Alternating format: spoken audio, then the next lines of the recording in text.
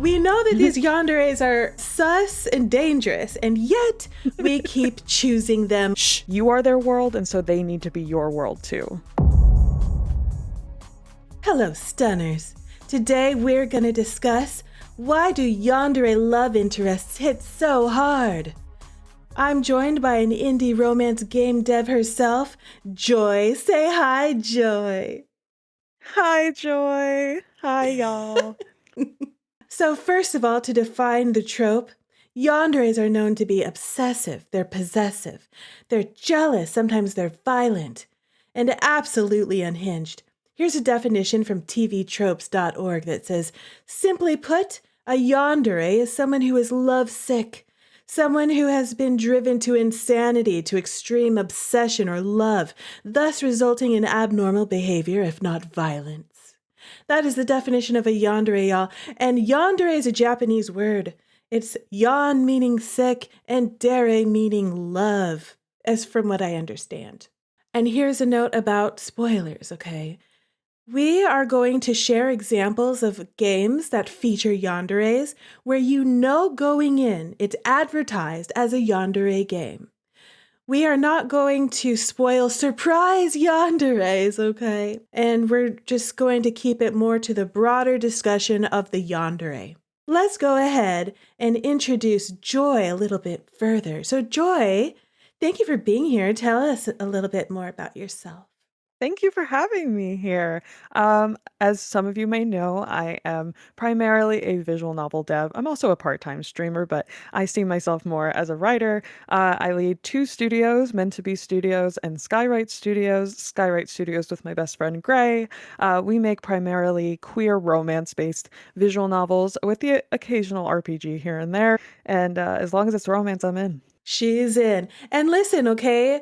Not only is Joy a romance game developer, but Joy also has a popular yandere game called Criminally Yours, a Yandere Superhero Otome. So would you like to just share a quick description of that game so we know what it is? Of course. So, Criminally Yours is the story. It's a superhero themed story where you play as Oracle. You're a generational hero. Your mother was the Oracle, and now you are now the newest Oracle.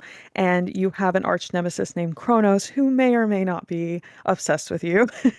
And you also happen to work a part-time job in your double life as a hero and an office worker. And you have a crush on your coworker, Nick. Little do you know, well, we do as the players, but little do we know that Nick and Kronos are one and the same. So that is Criminally Yours. And there's a lot more, but yeah, that's the gist. I thought it was so funny when I played that game, how MC couldn't figure out that Nick and Kronos were the same person. It's like, girl, obviously he's Kronos, your arch rival. How could you not figure that out? I think that's part of the fun of like the superhero genre, especially like DC comics and stuff, is like we all know Clark Kent is Superman, and it should be obvious to everybody, but that's like part of the charm, I think, is that it leans into kind of the cuteness of it. And plus I think I wanted to lean into that too because I knew a lot of players would already know, they would have that feeling. So it's more about the dramatic irony about it, I think, more than anything. Because like if I wanted it to be a plot twist, I think I would have made, and sorry to spoil this, but because this isn't true, but probably would have made Nick and Kronos like a clone or something, and then they are actually two different people, but no, they're one and the same. But I think waiting for that second shoe to drop is part of the fun of the game. Absolutely. And yes, exactly, chat, not Laura. Put on the glasses and you're a totally different person. No one will clock it. Absolutely.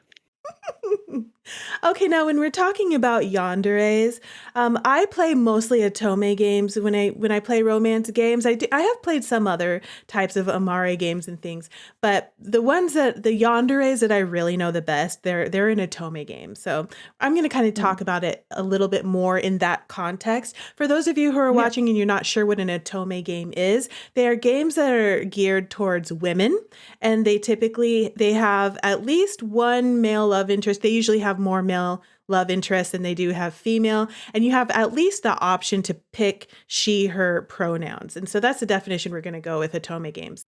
And in Otome games, yanderes are well known to stalk, threaten, and even lock the MC up, likely in a cage, often in a cage, and sometimes do even worse. Sometimes they're violent, as we defined before, but they don't have to be violent, but definitely marked by obsession and abnormal behavior. And Yes, so, definitely. even though that definitely sounds like bad news, and real it is, okay? Listen, one thing that we want to say and point out going into this, Yes. we're talking about fiction, okay? This is not fun IRL. No, no, none of it. If this is IRL, get help. Somebody's going to jail, okay? Stay safe. Call an adult, actually. Yes, yes, exactly. Stay safe. We're not talking about IRL here. We're talking strictly fiction, okay? We love yanderes in fiction, and we're going to talk about Yes. why. All right, so now that that disclaimer is out there, we know that these yanderes are interesting, sus, and dangerous, and yet we keep choosing them over and over again. Many of us Yes. love them, some of us don't love them so much. But listen, okay, obviously there's a huge appeal. They're really popular on the internet, they're really popular with games and devs, and they're popular with players, and we are going to unpack why is that the case? I want to pick your brain a little bit, Joy, because you are a dev and you have written one of my favorite yanderes of all time. But from your Oh. perspective, what are the core characteristics of a yandere? And how do they tend to show up in romance games and dating sims? Okay, from my perspective, the core of a yandere is the unabashed love. It's like obviously it's sick, but it's like real. It's like the kind of love that like I think no other love interest is able to like express because they would seem crazy. But I think yanderes embody like a lot of our real feelings that we have about people because I think we go a little crazy when we first meet someone, you know. We're like obsessed with them and we want to talk to them and you know, we want to like keep them away from their friends and bottle them up and stuff. And like yanderes just actually act on that. Whereas like we obviously have morals and other things. So we have to be like, no, no, we can't do that. No, no, you know. But yanderes don't have that. They have a very gray moral compass or they just are so in love that they don't even care. And I think that's what makes them the core. So whether they go into the violent route or they're just more like cutesy stalkerish, I guess, which is kind of a funny thing to say, but I think that's how they present in romance games is that they are unabashed, whereas the other love interests have to kind of like keep it cool, you know, put a lid on it to some degree.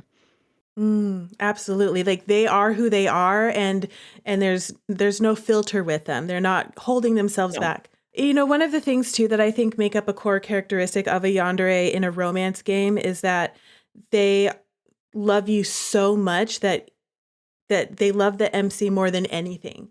The MC is their entire world. It's all that Right. matters. Everybody else is at like 80, you know, 90. Like they love you a lot, but like they don't love you like a yandere loves you, like you said. And then for me also that I see in romance games, not all yanderes are violent. Some of them definitely are, or they can be Hmm. pushed to violence in confining the MC. And that is also something that shows up commonly in romance Mm. games where you might not know that they're actually a yandere until you get to their bad ending.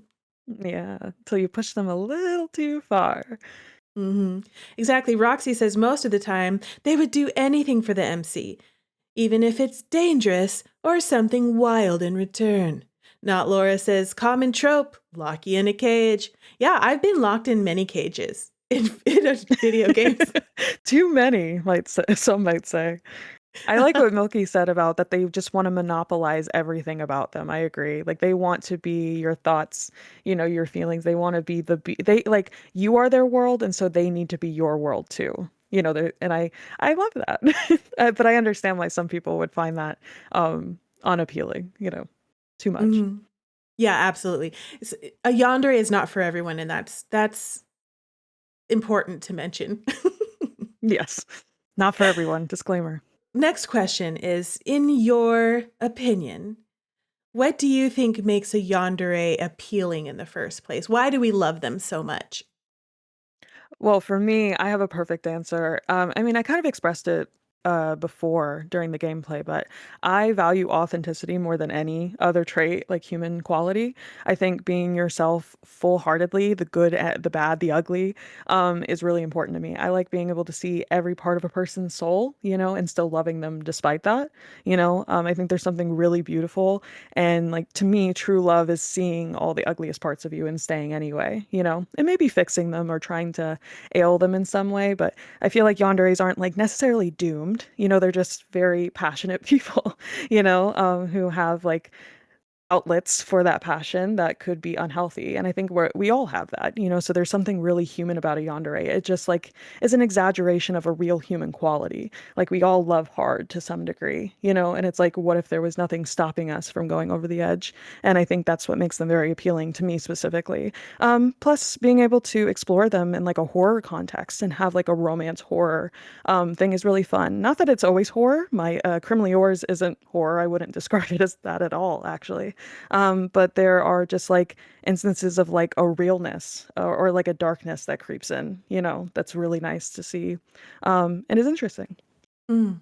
I really like that you brought up the idea of relatability, because these are desires and emotions that all of us have. And I never really thought about yandere as being relatable, but now that you mention it, I definitely see that.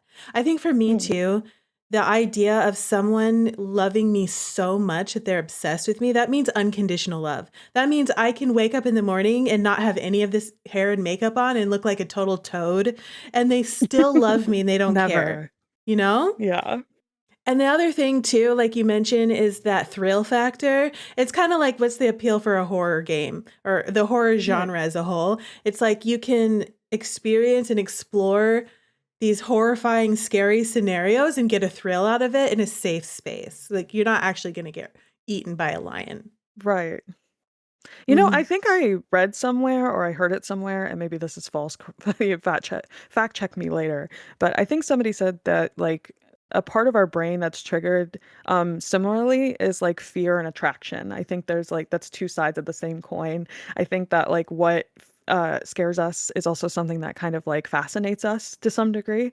And yanderes can really toe that line of being like this super attractive person, but also being like intriguing from a horror perspective of being like, it's not too different from like a monster enjoyer, or something like that, because they're just monsters, but in human skin most of the time. Not saying Mhm. all yanderes are technically human, but typically they're supposed to kind of Exactly. blend in. Yeah. Milky says that one of the big appeals is that you want to be the only one.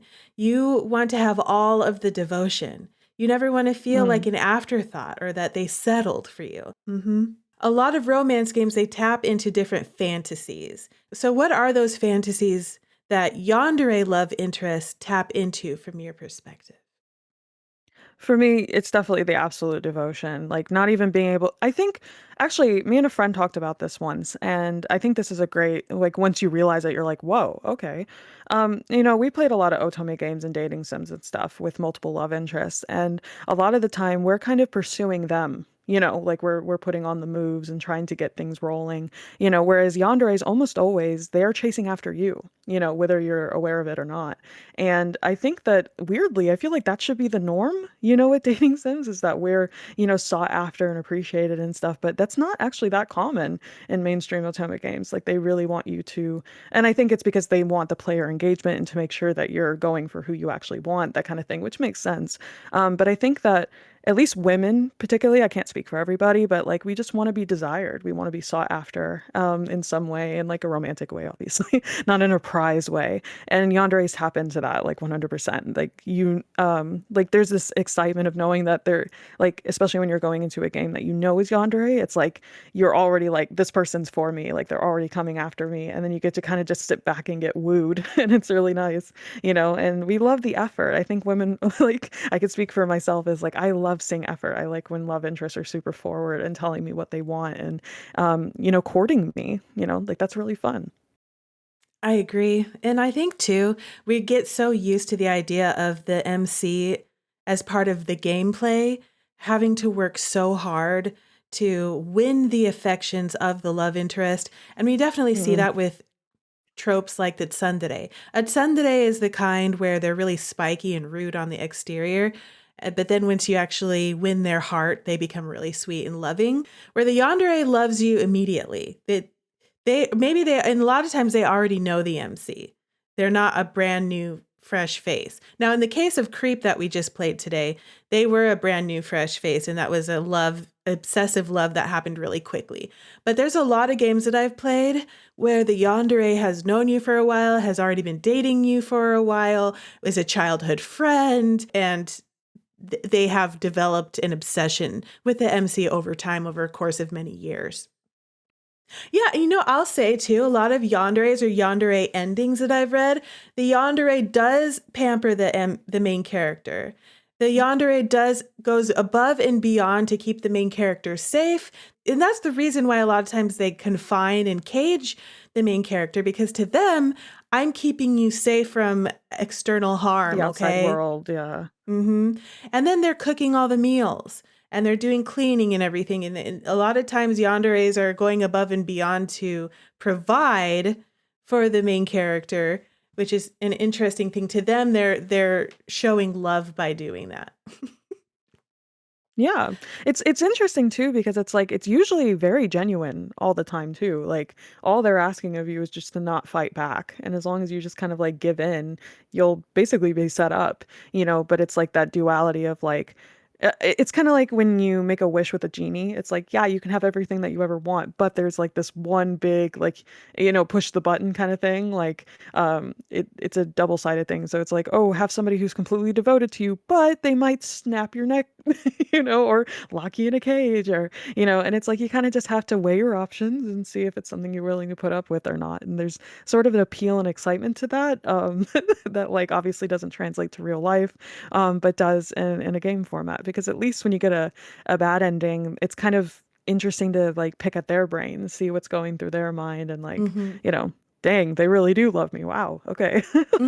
Got Mm-hmm. it. Okay, so from your perspective as a dev, as a writer, what do you think goes into making a good yandere character, a compelling yandere character, and a yandere route? Okay, well, I will say, like, without sounding like I'm bragging, because that's not really it, but it's more like I've gotten a lot of really nice comments on Criminally Yours in reference to the fact that Nick feels like a person. I feel like because Yandere is so popular, it's turned into just like a very simple trope, and all tropes are subject to kind of losing a bit of their complexities and things like that. Like, you kind of just hit the same buttons over and over again and try to get the same results, and most people are happy with that, but I think yandere's like they have such a specific way that their brain works and trying to understand why they ended up that way, which is usually the crux of a yandere route anyway, is figuring out, well, what started this obsession, like what changed, Mm. and like actually exploring and just trying to make them human. To me, that's like honestly compelling for any trope, but especially a yandere trope because yandere feels so like mystical. Like it doesn't feel like a real thing at all. Like it doesn't exist in real life if you think about it, and so you're able to really enjoy it as like sort of a unicorn character, but like try to make it real in some way. Like I don't think a person like Nick could exist. Like that is an insane person no matter how you spin it. But like within the context of the story, like he feels like a real breathing person that could exist, and I think that's for me what makes a compelling yandere is when they Mm. feel real. And there's a couple great games that I've played where they managed to do a similar thing, without going like full Nick or anything like that. So it's definitely possible. And if you ever want to write a yandere character, I'd recommend just making them a person first who just happens to also be a yandere. Mm. I love that. For me, one of the things that I love in a good yandere route is I'm the type of person who I love angst. I love plot and I love a good plot twist. And so when there's a yandere character who manages to surprise me or shock me, I Mm, get a lot of thrill and enjoyment out of that. And I also love a yeah. bad boy. And I love sad boys. A lot of my favorite characters have a sad, tragic, traumatic past, and that past is the reason why they are who they are. And that fits perfectly in with most yanderes, is once you hear their Hmm. past, it's this beautiful, sad story. And then Yeah. you understand why they think that the way that they think. And I felt that same way for Nick from Criminally Yours, is once we got to see that he was a whole human and a whole person, and we got little glimpses into his past and kind of what turned him into a yandere. Not just that he was so in love with the main character, but because he had to overcome so much adversity, a lot of hate, and a lot of characters had to endure horrible things like abuse, loss, Mm, and a lot of these human themes of the human condition. And they right. understand heartbreak. And to me, that makes them more relatable, but it also makes them more compelling as a character, that connection to trauma. And it makes me love them. And that's why I love sad boys. Okay. If they Yeah, me cry in front of too. me, they're probably my favorite. If they give me Yeah. tears, they're probably at the top of I my have to list. agree wholeheartedly. I think one other thing too, specifically with male yanderes more so than women ones, though I appreciate this in all characters, but I think like men are like characters and stuff are often, and just men in general I guess, are forced to kind of like put on a bravado a lot of the time, and I think yanderes, it forces them to strip that down. Like they're Mm. forced to be lover boys, they're forced to like really be like, oh, doki doki and so excited and giddy and stuff, and it's like kind of character traits we don't get to see in men very often, so I really do appreciate when it's presented. I really leaned a lot into that with Nick. It's still really nice to blur the lines a little bit and see a man just, just be so down bad and so just like completely devoted. It's wonderful. I thought it was really smart how you handled with Nick, where whatever you as the player are, he's in love with you for you, whatever you look like, whatever, and none of that Hmm. stuff matters to him. And that came out really clearly in his ending, and I thought that was really compelling and a gripping part of the telling of his story. Oh, Yeah, thank you. I It loved meant a it. lot to me to write that scene, especially. So it does mean a lot when it resonates positively with people, even though it's kind of a hard scene to stomach. But I do understand, like, that's kind of the point. But like, it makes you love them more in a sense, and that's what's important. Especially, okay, Roxy says, especially seeing why they like or love us. If there's a deeper reason onto why they act the way that they do, sometimes they have their reasons and some don't. That's a really good point. Being able not only to see their past, but also like, what is it about the MC that is creating this obsession? I love that point. And another point about a Mm, compelling yandere, and this one goes into the danger aspect, okay, and the horror aspect. mm, A lot of times the yandere routes are the most thrilling and exciting routes in an Otome game, in a romance game in general. And a lot of times they are the ones where you're going to have the most plot twists, or you feel those butterflies and oh gosh, what's going to happen? And I feel like that quite often in a good yandere route where I'm like, oh mm. no, what's going to happen? Oh girl, don't say that, you know? Finally, I'll say in a yandere route, I love it when they include spice. And Mm, oftentimes true. yanderes are the spiciest love interest, where a lot of the other ones are True. like, oh, I'm a kudere and I can't, I'm too, I can't do Yeah, don't that. look bored, brother. Exactly. But with a yandere, they like a lot of times they're so in love with you that they can't hold back their desire for you. And who doesn't want to Mhm. feel desired like that? A lot of people play romance games because they enjoy the steamy and the spicy and that kind of stuff. So Right. I think that also can tie into a compelling yandere as well. Absolutely. It's like they just can hit so many things at once. And I think they're just probably more of a complex trope than, let's say, a kudere maybe. Like, not saying that there aren't good kuderes out there. There are. There's good of every trope. But I think sometimes it can run a little stale, whereas yanderes, you always have something kind of exciting. It's like, how are they going to hurt you? How do they show their love? What triggered that love? Like at least those components will probably be pretty different from yandere to yandere. Hmm. So. Yeah. And they can shock you. A lot of yanderes are surprise yanderes. And when that happens, True. that could be a plot twist where you're sitting there going, huh? I probably played like a good 50 Otome games at this point. Mm, But so one of the ones that I played early on absolutely shocked me. I had no idea. I didn't know what a yandere was back then. I never heard that word in my life. And when that scene happened, in his route, I was flabbergasted. And that was so fun. And it made me really want to look for more routes like that and stories I like mean, that they're because, memorable if yeah, nothing else, because even if they're not very good, they yeah, stick with you. Like, it's hard to kind of shake them. They exactly. leave Even their if you don't mark. like the character, you remember that route. Yeah, exactly. For good or bad or ugly. Right now, there has been a huge increase in yandere content, especially we're seeing online. It seems like yanderes are more popular now than they've ever been. And I'm curious as to Mm. why that is. In your opinion, why are they so popular right now? Mm. Okay. My hypothesis for this is a couple things. One might be slightly offensive, but I'll do my best to like describe it so that it's not, I promise. But I think that we have a rise of just insecure people. Not necessarily saying that like being insecure is bad. Also, we have younger audiences who, play on itch, they watch YouTube videos, things like that, and they're exposed to these games and they are drawn to them for whatever reason. And I think people who enjoy yandere content have a pretty strong insecurity bone or had one at some point in their life, and I think that like yanderes really cure that insecurity. They don't care that you're cringe. They don't care that you might be a little bit tubbier or that you didn't wash your hair that day or whatever. They don't care. And I think that like people don't want to even work for the love. They just want it to be there. And everybody wants love. They don't, and it's not even a bad thing to not want to have to earn it necessarily, but like yanderes really appeal to that easily. Unfortunately, I've seen some discussions from younger people, like on Tumblr and stuff, being like maybe a little parasocial with certain characters and being like, oh, this yandere character is going to be the only person who loves me. Like, this is the only love I'm ever going to get in my life, which is where it kind of goes into a dangerous territory.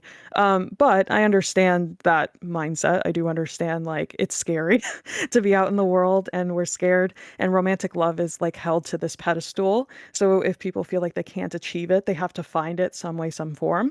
And as a visual novel dev, like we want to make our players feel loved. We want to make them feel excited and comfortable and giddy and, all those wonderful things. But I think it can range into, if it's somebody who feels like they're unlovable plays this game, they're going to find it somewhere. They're going to achieve it in some way. And I think that's why they're so popular, is that unfortunately a lot of people have kind of, maybe because they're exposed to so much bad news, or that they're just kind of antisocial people who stick to the internet, they like are worried they're not going to be able to find it in real life, so they find it via the games. And again, I don't think this is a bad thing. I think all younger children, I was a teenager once. I found a lot of enjoyment in dating sims and such. And so, like, if you feel like that speaks to you in any kind of way, I would just encourage you to speak to real people and understand that yanderes are not real, and that it's not, behavior that's encouraged. And like, it's nice to like things in fiction and you're allowed to like whatever in fiction, but it doesn't really translate well to reality. So like, in the Mhm. nicest way, just get some help if you actually do have those thoughts, because that's not true. There will be people who are like you and who will love you, for you. And that's the important part. And though yanderes do appear to that, I guess that's the thing too, is that yanderes always talk about it's love. We see love as like the word itself as a positive thing only. And yandere show us that it's like, no, love can be a negative thing too if taken too far, and it gives us like a more wide scope on that as a topic, I think. Whereas like other love interests wouldn't do that. The love Mm, is seen as all good. But yeah. that's a really good point to play off of that.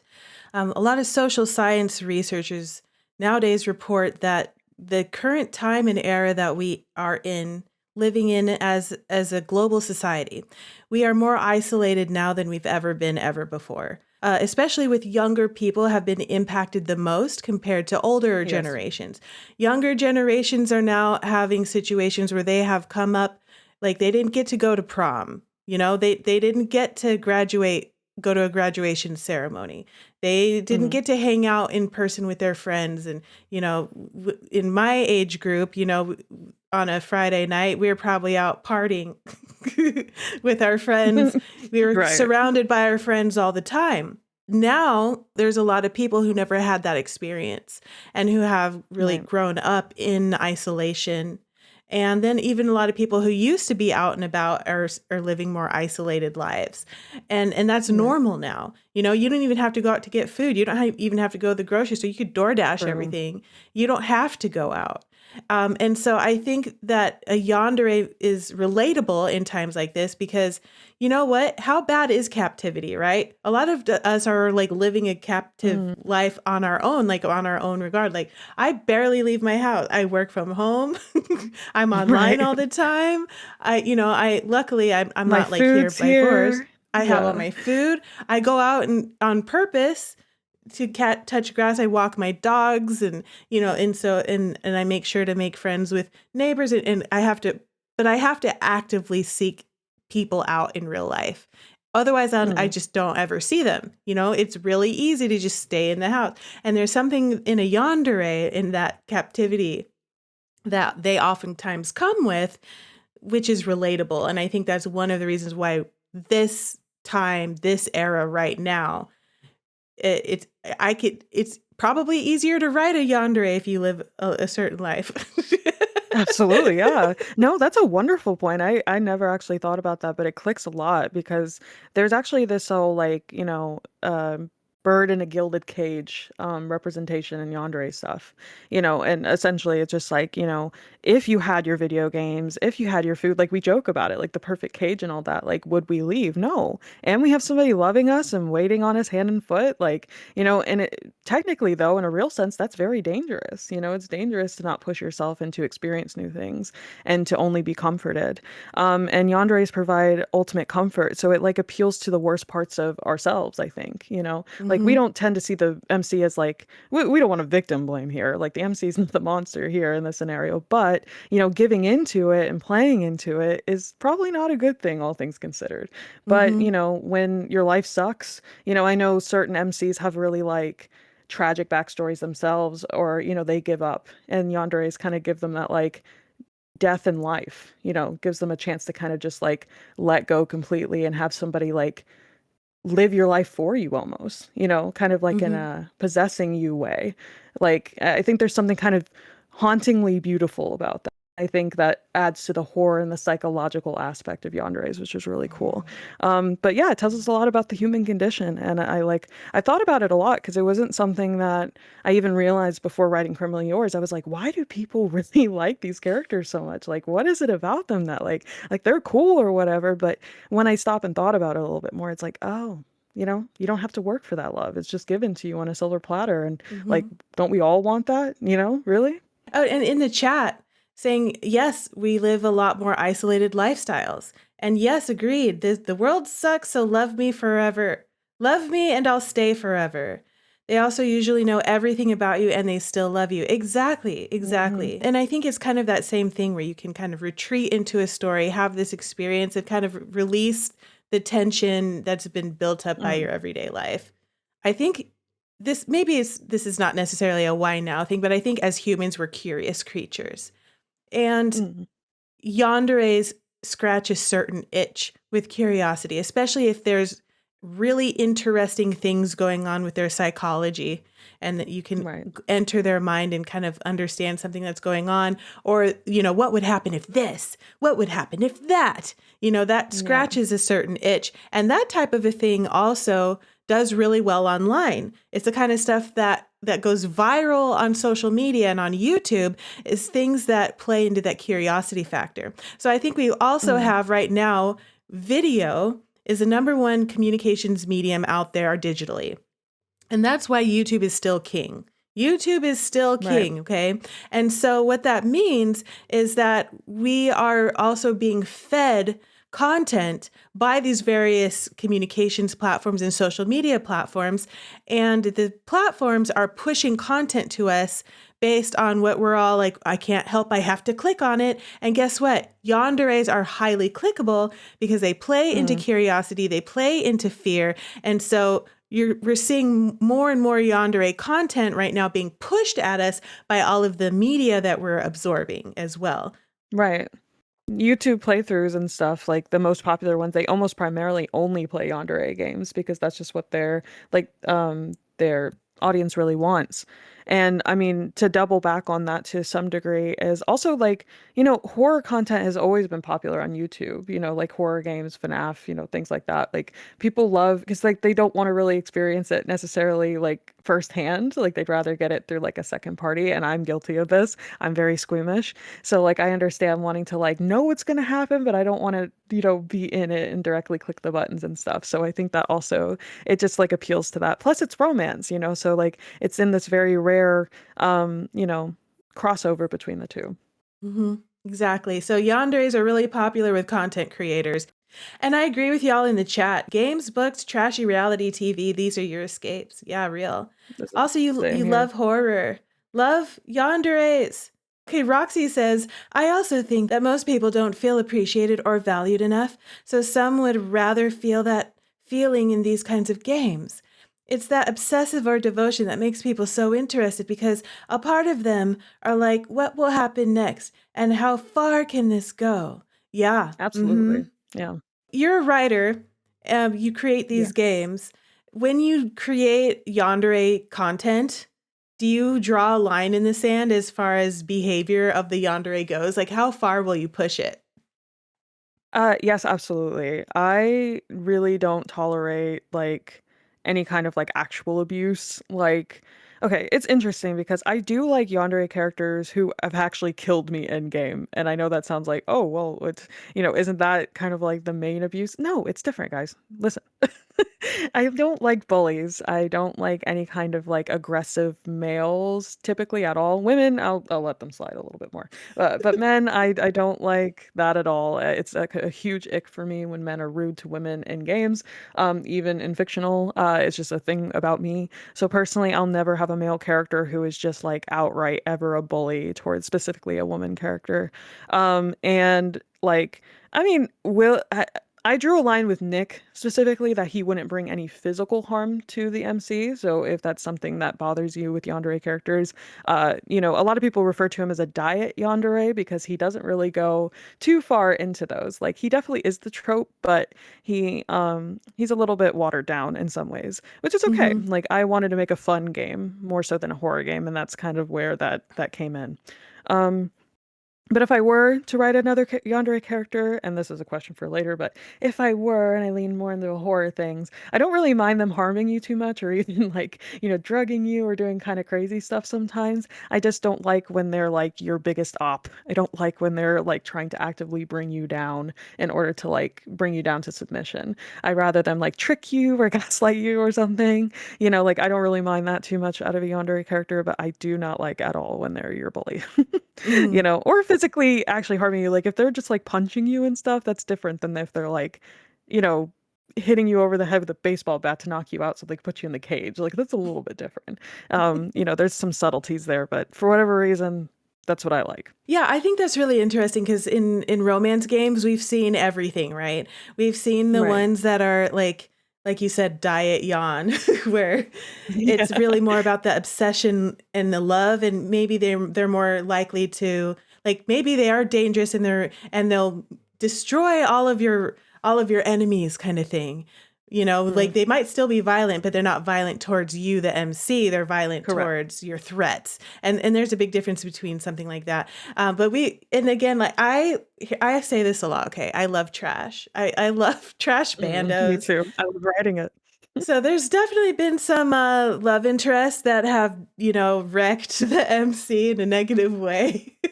That I've still loved that character, and I'm like, what's wrong with me? But it's because there's reasons. Okay, I have reasons. Okay, don't judge me. All right, y'all. Judgment free zone here. Everybody likes trash if they all like yandere. This is how it works. They are trash, and that's okay. There are trash. Yeah, yeah, exactly. And then again, having it be fiction is so important that we're not talking Yes. about a real human being here. If you meet a human being like this, he does not love you. He needs to go to jail. Mhm. Exactly. And then there's some yanderes that I don't actually like that character as much, but I love their root and I loved reading that story because it was thrilling and exciting, you know? Right. They're almost like antagonists. in a way too.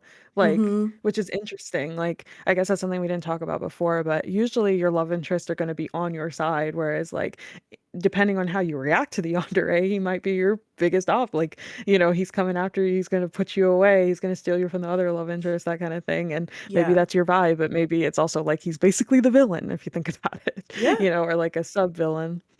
Yeah, villains can be really compelling love interest.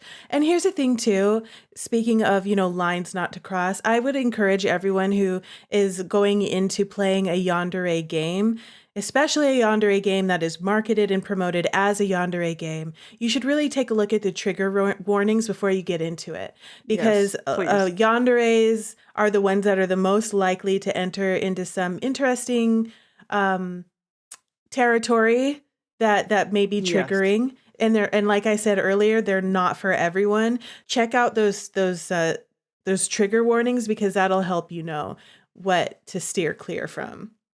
Yeah, do Yeah. your research. I mean, I know a lot of devs who are really good about this, but I would really I wouldn't trust playing a game if they don't list their trigger warnings outright, especially if it is a horror or anything kind of game, because there is a lot of triggering content and they kind of thrive off of touching on those more taboo topics, which is more than fine, obviously. But you got to protect your mental health first more than anything, and just make sure that you're doing your due diligence Mm-hmm. and looking out. Mm-hmm. So I'm glad that you brought that up. That's actually really, really important. Mm-hmm. Criminally Yours is like probably not the most triggering yandere game that exists, but there are a lot of heavy topics that do come up that might not even be directly tied to the yandere-ness. But you should just always do your extra search and read the game pages, people, please. In the chat, my main brain rot at the moment is definitely a yandere, which was surprising, so I won't spoil who. But he's obsessed. Childhood friend. Drugs and locks you up. Here's a gal. I joke about this all the time. Anytime a love interest gives you tea, never drink Yeah, the tea, it's because over. the next thing you know, you're gonna wake up in a dog crate, like real. He drugs and locks you up, always talks about running away with you to where no one will find you. And I love that about him. He really, really loves MC. And then also give me the trash. And in the chat, I don't want to be murdered, but someone willing to murder for me. Yes. Yeah. That's a good one. We've talked a lot about what we love about yanderes. We've talked about what makes a good yandere route. We talked a little bit even about the danger associated to yanderes and the psychology behind it. Okay? But I think this one there's a little bit of nuance. We've touched on this a little bit already, but I just want to Hmm. hear what your response to this is, Joy. Is how do you make a yandere lovable and not just a toxic monster? And this is important. I think this is actually really a hard balance to strike because they're like, for instance, without spoiling any games, but there are yanderes who've killed me in game, and I'm like, yes, please do that again. You know what I mean? And there are yanderes who are like, do not even look at me, don't look in my direction. And writing in stories, it's all about execution. Like you can have the best idea in the world, but if you're not able to pull it off and convince the audience that like, yes, I'm into this, like you've kind of failed to a degree. So, this was difficult for me, especially because I was always worried with Nick that he would not be likable, because there's so many things to probably not like about him. Obviously it helps to make them attractive. I think that's the good first step is make an attractive yandere, and you'll probably if they're attractive enough, you'll let them get away with anything. But I think also making them human, but specifically like actually adding traits. Like Nick has a lot of bad things, but I mean, he's generous, he is open, he's goofy, he's very thoughtful. That's probably the most important trait about him. He's always thinking about MC, he's always going out of his way to do things. To me, I actually did like do a lot of inner work when I was writing Yandere because I was terrified of writing one because I'd never done one before. I'm like not really a horror writer at all, but I'm trying to experience new things and break out of my shell at the time when I wrote it.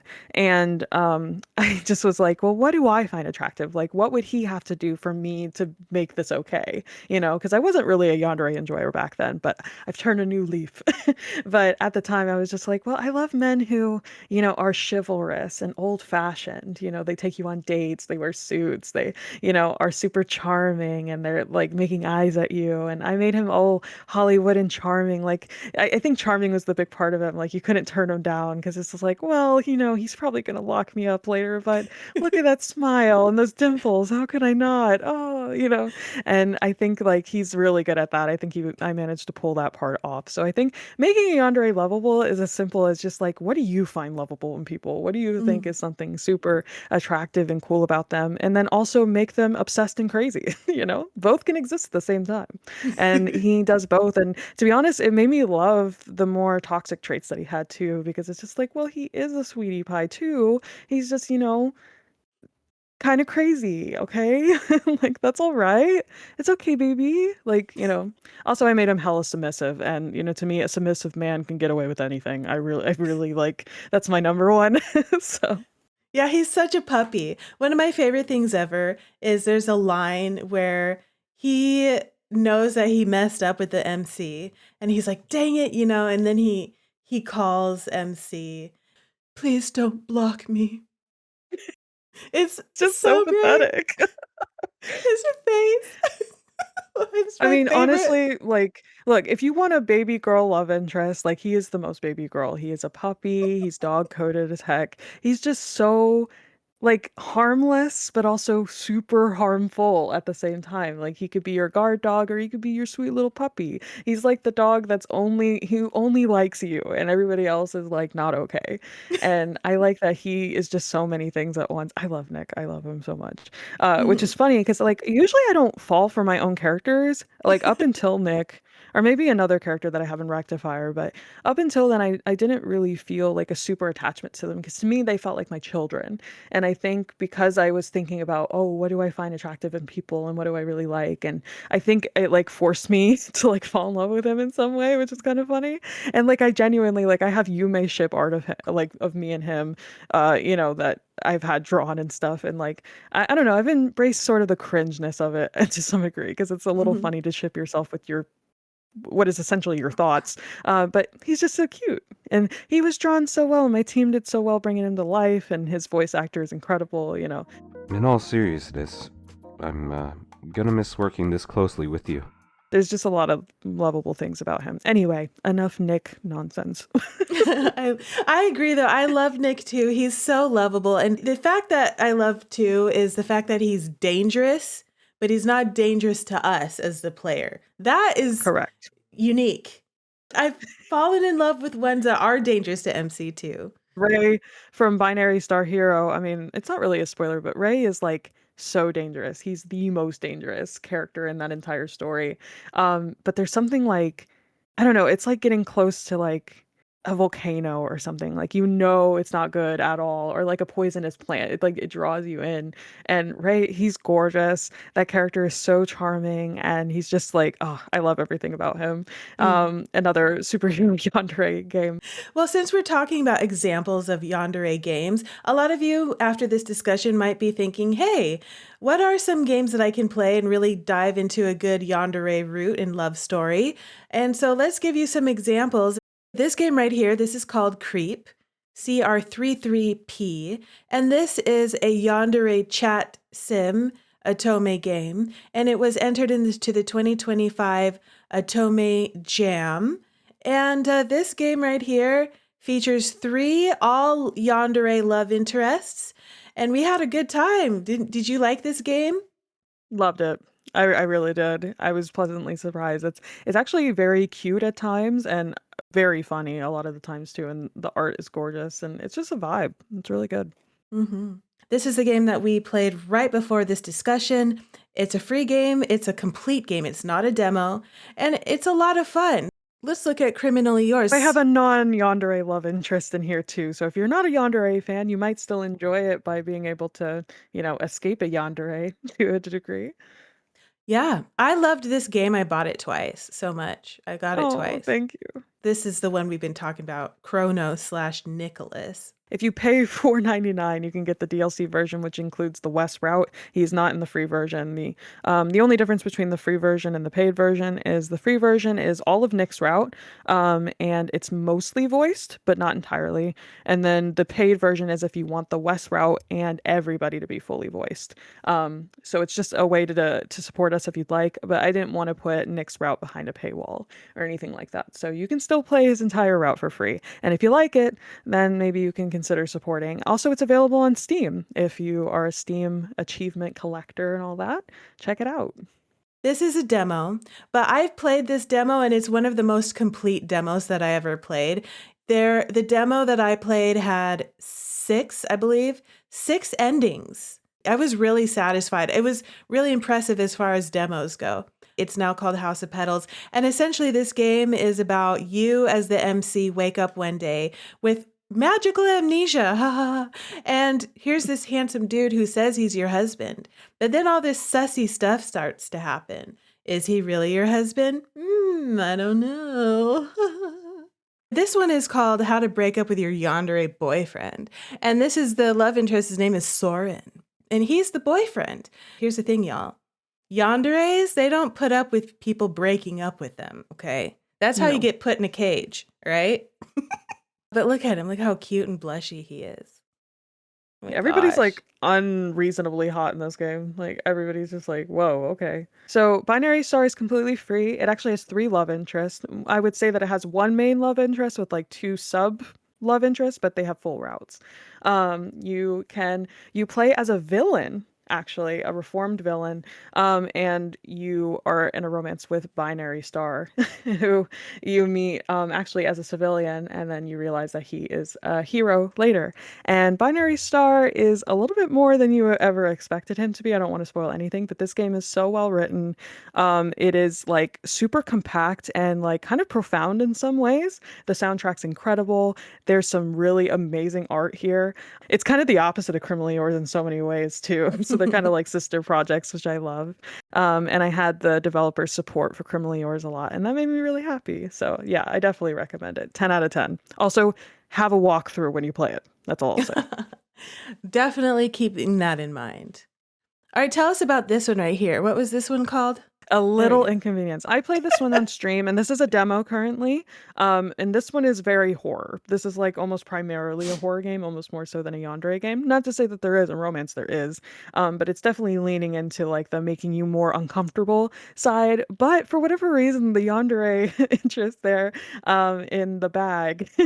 It also has a set MC, which is pretty rare in these types of games. Obviously, it's still a demo, so there's a full version yet to come out. But I just love that they leaned heavily into specifically the horror aspect of it. So trigger warnings, everybody. Make sure to check them out. Look at that bag on his head. This game is called Under Your Skin. Okay, the perfect way to sell this game is that it's Yandere Hatsune Miku. Like he's literally a Vocaloid computer machine. I'm not joking. This is legit.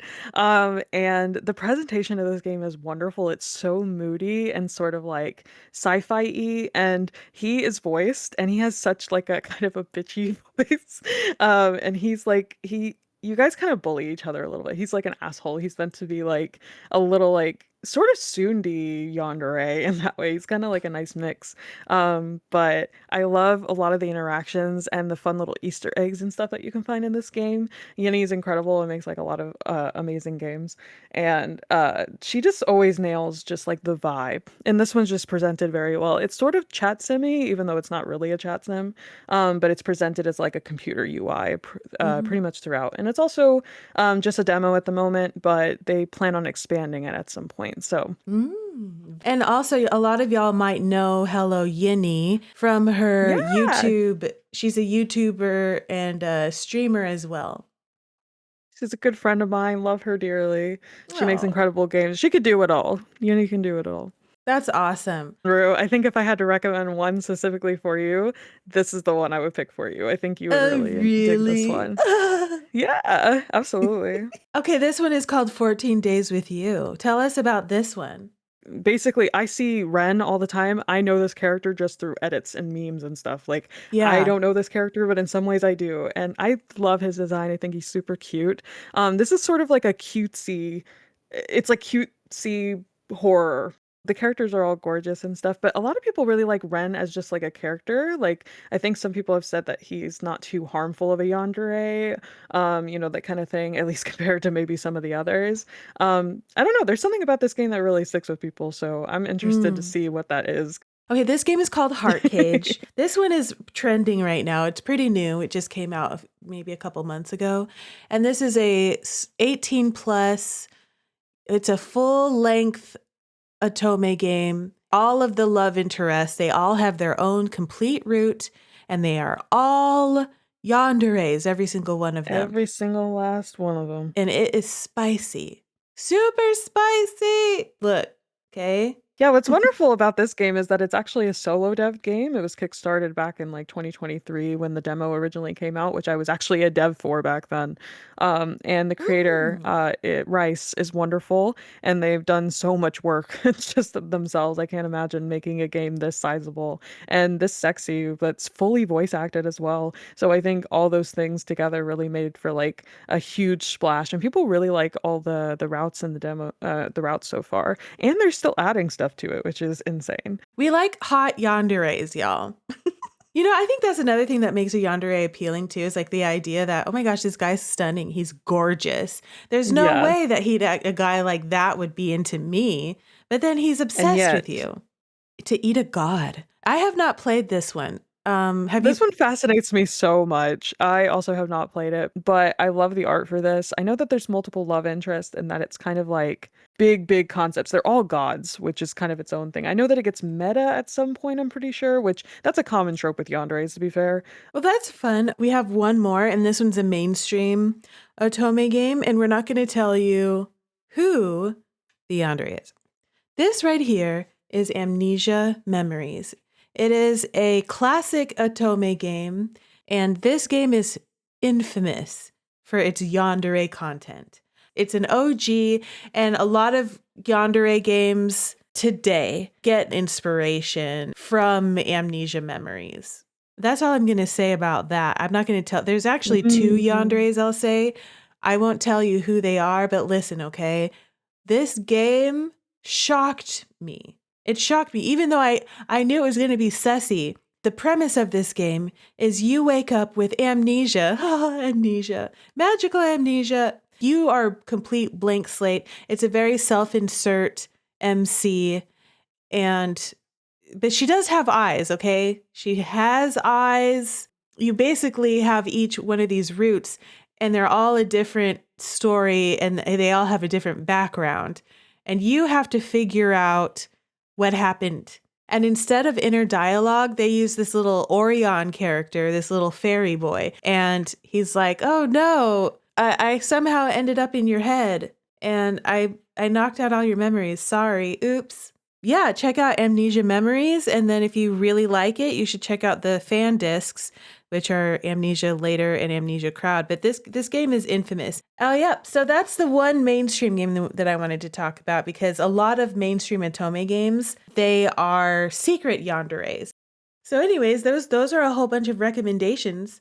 There was one question, and I actually can plug something a little bit, give a little sneak peek to you lovely stunners. If you do like Criminally Yours, or if you just love yanderes, which I think y'all do, I do happen to have a game coming out for Yandere Jam of 2026. And this one is a dark fantasy, Celtic, Gothic vibe. We wanted to go full fantasy for it, and it's everything, guys. It's everything. We love this game. It's called In Your Veins. It's going to be a 3 to 4 love interest dating sim. They will all be yanderes with one DLC route, but it's going to be 3. We have a male vampire named Cassius, a female witch named Katya. We just got art back for Arden, who is our they them harpy, and they are stunning. Okay, we are working with the exact same team as we did with Criminally Yours. So if you want to see really sneak peeks and maybe potentially playtest the game, you can actually join our Patreon at Skywrite and you can get it as early as possible. We're so excited to talk about it. So I'm glad I get to like kind of debut it here on the Roost stream,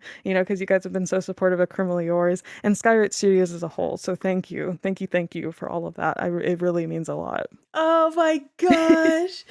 Thank you so much. I love that. I'd want to give a big shout out and a big thank you to Flowers for Joy for joining today. I had a wonderful time brain rotting over yanderes with you today. Oh, it's been so nice. Honestly, it went by in a flash. Well, if you had fun, consider giving me a like and a subscribe. And if you want more content like this, take a look at this video over here, or wherever I put it. There's going to be another video, so you could keep watching, okay? Just check them all out just to be safe. Watch the whole channel, binge watch everything. Just in case.